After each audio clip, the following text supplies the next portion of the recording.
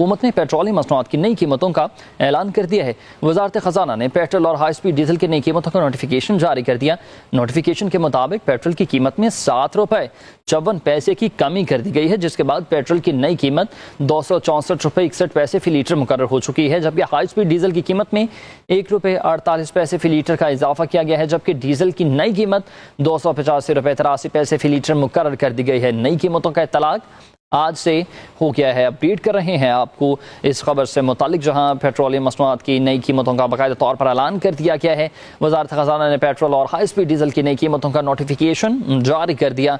Notification के मुताबिक petrol की कीमत में 7 रुपये 54 पैसे कमी कर दी गई है, जिसके बाद पेट्रोल की नई कीमत अब 264 रुपये 61 पैसे फी लीटर मुकर्रर हो चुकी है। हाई स्पीड डीजल की कीमत में 1 रुपये 48 पैसे फी लीटर का इजाफा, जबकि डीजल की नई कीमत 285 रुपये 83 पैसे फी लीटर मुकर्रर।